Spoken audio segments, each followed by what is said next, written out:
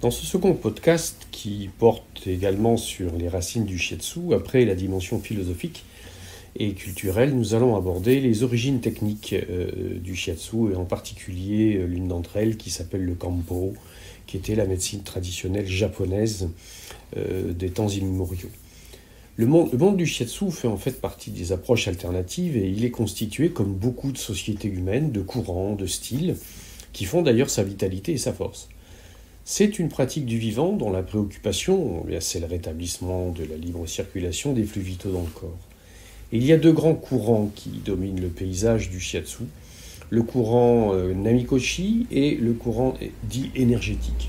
Ce qui les différencie, et parfois pour certains même peut-être les oppose, c'est l'acceptation ou le refus de l'affiliation du shiatsu avec la théorie des méridiens issue de la médecine traditionnelle chinoise. Nous allons voir que peut-être il n'y a pas de véritable conflit à l'intérieur de tout cela.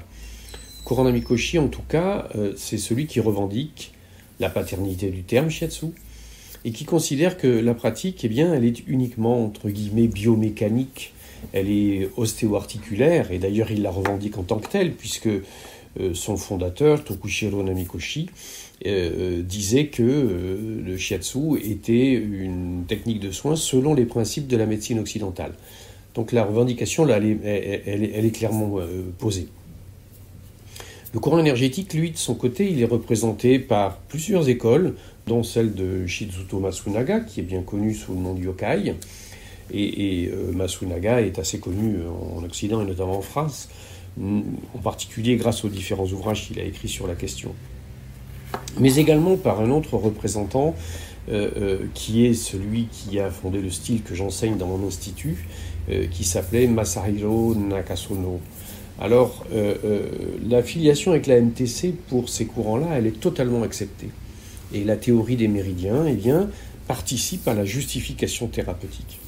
Les pressions exercées agissent sur des trajets de méridiens et sur des points d'acupuncture. Et les choix d'intervention, par conséquent, ils sont consécutifs à des repérages de déséquilibre énergétique et décodés selon les principes et les outils de la MTC.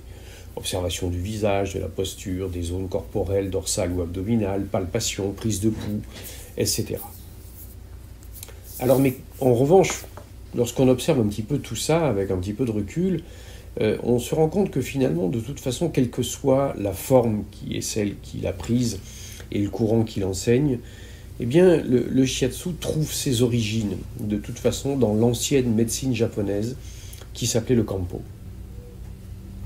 Faisons un peu d'histoire ensemble. La médecine Kampo, ou plus simplement le Kampo, c'est véritablement le système thérapeutique le plus ancien du Japon.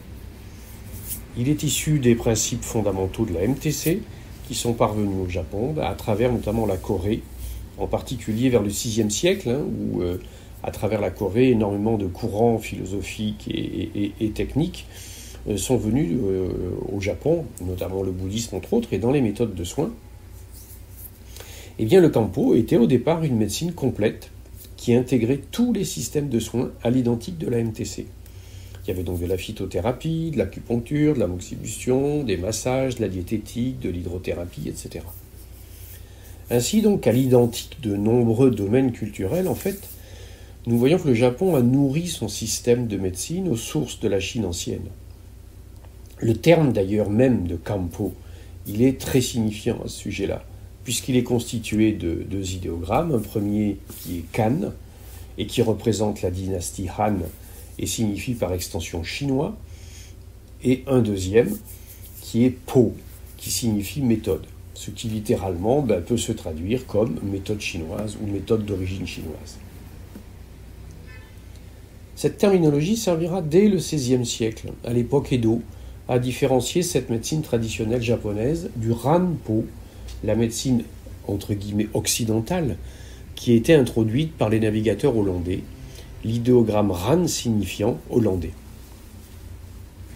Mais à l'identique de ce qui s'est passé également pour d'autres champs culturels, le Japon a adapté, épuré et structuré les données de la MTC pour en faire un système thérapeutique propre à ses critères historiques et sociétaux. Dès l'époque de Nara, au 8e siècle, Le Kampo a été pratiqué par les moines bouddhistes qui lui ont apporté une dimension philosophique et spirituelle indéniable. Et vers 808 après Jésus-Christ, l'empereur Kanmu a même fait d'ailleurs réaliser une compilation impressionnante de toutes les connaissances médicales de l'époque qui s'appelle le Didō-rui Jōhō. Cet écrit, c'est un vrai fond historique qui a permis de préserver une grande partie de la connaissance des techniques thérapeutiques anciennes et qui a inspiré ensuite de nombreux médecins ou écoles, comme par exemple Yasuyori Tamba, qui a publié le Ishinpo, c'est-à-dire l'essence de la médecine et des méthodes thérapeutiques. Au cours de l'époque Edo, du XVIe au XVIIIe siècle, un médecin appelé Dozan Manase a profondément marqué l'histoire du Kampo et fondé une école basée sur son style, l'école Go-Seiha. Ce que Manase a apporté au Kampo, c'est la première réelle tentative de japonisation de la MTC, tout en intégrant, sans équivoque, la conceptualisation philosophique chinoise de l'univers et des notions de macrocosme et de microcosme. Le corps humain y est parfaitement intégré à un ensemble plus vaste, dont il est une réplique parfaite. De ce fait, l'être humain est régi par les mêmes règles que l'univers qui l'entoure, et n'est en rien dissociable de celui-ci. Dans cette même logique, Manase a mis en avant les notions de yin et de yang et leur équilibre nécessaire, ainsi que le concept des 5 principes et des lois interactives qui les régissent. Manase a posé ses références thérapeutiques dans un écrit qui définit son style, qui s'appelle le Kaite Kishu. Il y défend ses idées de simplicité et d'opérativité des soins. Tout en s'éloignant de l'imprégnation bouddhiste pure, il conserve une large dimension philosophique et spiritualiste dans sa conception du soin. Il insiste notamment sur les notions de bienveillance envers les malades et de nécessaires vertus des praticiens. Et nous verrons là combien cela rejoint ce que nous avons évoqué dans le précédent podcast à propos de la puissance et de la présence du fameux code du Bushido dans lequel ces notions de bienveillance et de vertu des praticiens est profondément inscrite. Le courant de Manase a eu un vrai succès, au point de générer d'ailleurs des critiques, bien entendu, comme c'est souvent le cas, de nombreux autres médecins de l'époque qui prenaient un retour au classique et fondèrent un courant divergent qui s'appelait le Kohoha. Ce courant défendait un retour aux soins purs et durs face aux symptômes et proposait principalement une médecine par le traitement direct par les plantes et rejetant toute théorie ou philosophie. Voilà à nouveau un beau clin d'œil de la vie qui illustre l'universalité des grands archétypes, puisqu'il s'agit ici à nouveau de la lutte entre deux visions de la vie qui s'expriment. On a connu cela avec ce qui opposa Hippocrate et Galien, ou ensuite, dans des temps plus récents, Béchamp et Pasteur en Occident. Le courant Kohoha a été défendu au XVIIe et XVIIIe siècle par de nombreux médecins célèbres, et en particulier Todo Yashimasu. Cependant, ce dernier a fait preuve d'une plus grande largeur de vue et d'un plus grand pragmatisme. En effet, pour lui, à partir du moment où un traitement avait démontré son efficacité, quelles que soient ses références, philosophiques ou non, il devait être considéré comme digne d'intérêt. L'autre apport notable de Todo Yashimasu fut l'instauration, dans le Kampo, du recours quasi systématique au diagnostic abdominal. Ce recours a grandement influencé le Kampo, et en particulier son domaine des massages, puis du shiatsu avec l'ampuku. Ce shiatsu du ventre dont Shinzai Ota a posé en 1827 un écrit qui s'appelle le Tsukai Ampuku, premier texte faisant clairement référence au terme shiatsu. Ainsi qu'il en est fréquemment dans l'histoire, un troisième courant se constitua, à travers des médecins qui préconisèrent l'union plutôt que l'opposition. Ils constituèrent alors le courant qui s'appelle Seichuha, l'école éclectique, qui intégrait les deux formes, Go-Seiha et Go-Ha, et utilisait les meilleurs soins de chacune.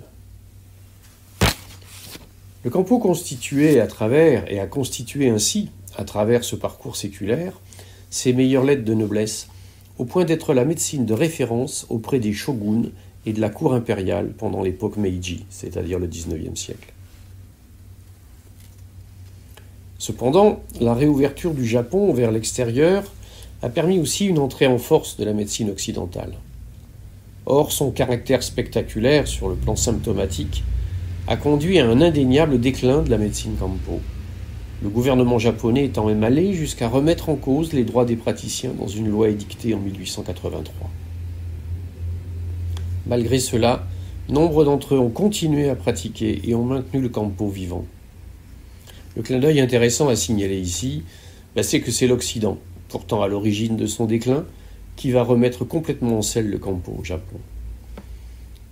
Ça s'est passé en fait suite au voyage du président Nixon, qui est venu au Japon au début des années 70, et qui a conduit certains médias à s'intéresser aux pratiques médicales locales.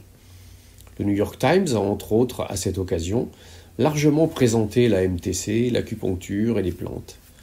Et cette mise en lumière inattendue, sous le feu de l'actualité, eut un effet collatéral non prévu. Le Kampo s'est vu totalement reconsidéré, et ce en particulier au Japon. Depuis 1976, est intégré au système officiel de soins au Japon, et ces traitements sont pris en charge par les assurances sociales. De nombreuses études sur son efficacité d'ailleurs ont été réalisées de par le monde, principalement bien sûr au Japon et aux États-Unis, et leurs résultats ont été publiés dans les plus prestigieuses revues scientifiques, telles le Lancet par exemple. Le contenu et la pratique du Kampo a évolué et est de nos jours principalement constitué par l'usage des plantes. Environ 180 préparations Kampo sont considérées de nos jours comme de véritables traitements thérapeutiques. Leurs formules, posologie et prescriptions sont très précisément codifiées et enregistrées auprès des instances médicales. Un certain nombre de praticiens utilisent également l'acupuncture dans le cadre du Kampo et la moxibustion. Mais en revanche, toutes les techniques de massage qui faisaient partie intégrante du Kampo se sont spécifiées très tôt pour devenir des techniques de soins propres comme le massage chinois originel Tuina et Anmo ou comme le Shiatsu. À l'identique du Kampo actuel, ces techniques de massage ont leur droit de cité dans le domaine des soins et de la santé et ils font partie des pratiques thérapeutiques prises en charge au Japon. Près d'ailleurs de 70% des médecins japonais reconnaissent faire appel au Kampo aujourd'hui au Japon. Et il est intéressant de constater que ce chiffre dépasse les 80% lorsqu'il s'agit de médecins accoucheurs ou de sages-femmes. C'est à nouveau un clin d'œil d'ailleurs, puisque Nakasono Sensei, dont j'enseigne le style à mon institut, a reçu ses premiers enseignements au shiatsu de la part de sa mère, qui était justement sage-femme. On voit bien ainsi combien le shiatsu prend ses racines principalement dans le Kampo originel, et par conséquent dans les fondamentaux de la MTC. Ce qui a permis de constituer à partir du Kampo la structure même de la technique shiatsu, c'est le terreau culturel des arts martiaux. Ces pratiques des classes de samouraïs étaient dures, exigeantes, violentes. C'est de la vie et de la mort dont il s'agissait. Et de ce fait, les entraînements conduisaient les pratiquants toujours à flirter avec la mort, provoquant parfois des blessures, des accidents graves ou des syncopes par étouffement ou par choc. Et les pratiquants et les enseignants avaient élaboré, à l'aune de l'expérience que leur pratique leur avait amenée, et sans doute de celle évidente des points d'acupuncture, une connaissance remarquable des points qu'ils appelaient les kuhatsu, à la fois destructeurs puisqu'ils pouvaient être destinés à tuer, et à la fois thérapeutiques, puisqu'ils pouvaient être destinés à ranimer un combattant évanoui ou rétablir une articulation blessée. Tout comme nombre de techniques martiales, les kuhatsu étaient un enseignement secret. Ils étaient uniquement transmis de maître à élève, à la condition sine qua non que ce dernier, bien entendu, soit d'un certain niveau technique et soit considéré comme digne de recevoir l'enseignement. Ce lien entre les arts martiaux et la pratique des points qui soignent, et par conséquent du shiatsu, s'est entretenu à travers les siècles. D'ailleurs, au XXe siècle, ce sont précisément des maîtres d'arts martiaux, en particulier de judo et d'aïkido, c'était le cas par exemple de Nakasono Sensei, qui apportèrent puis transmirent la technique à travers le monde. Et ce fut en particulier le cas pour cette terre d'accueil que fut la France pour eux. Ainsi que nous venons de l'évoquer, donc, le Kampo trouve ses racines profondes dans la médecine traditionnelle chinoise. Elle est parvenue dans l'île du Soleil Levant par les Coréens, comme je vous l'expliquais tout à l'heure, et en particulier dont les nombreux marchands commerçaient entre le Japon et la Chine. Et cette médecine très complète est bien loin de se résumer simplement à l'acupuncture que tout un chacun connaît. Elle est riche de nombreuses disciplines, comme la pharmacopée, l'acupuncture, l'amoxibustion, l'organothérapie, l'hydrothérapie, les massages Tuina et Anmo. Et elle se préoccupe également d'astrologie, à ne pas confondre avec l'horoscopie et de géomancie, d'architecture, ce qu'on connaît à travers le feng shui, etc. Et on voit combien à travers cette très très large palette, en fait, les références profondes de la MTC, puis ensuite celles du Campo, étaient vraiment des références qui étaient associées à une maxime qui se visait et qui se voyait globale. Et c'est dans ces racines que le shiatsu plonge. Ce sont les racines conceptuelles qui lui donnent la rationalité et qui permettent de comprendre son efficacité. Si l'on accepte cette évidence, les bases référentielles du shiatsu deviennent limpides et apportent aux gestes techniques une plénitude d'intention et une globalité qui le rend particulièrement riche et pertinent dans les époques de morcellement qui sont les nôtres. Alors, quel que soit le style et quelle que soit l'approche, l'essence même, c'est de ne pas couper le lien avec les origines. L'essence même, c'est de voir et de comprendre d'où vient cette technique thérapeutique qui, comme je l'indiquais dès le premier podcast, est un art véritable et dans lequel nombre d'entre vous trouvent une réalisation et un bien-être total.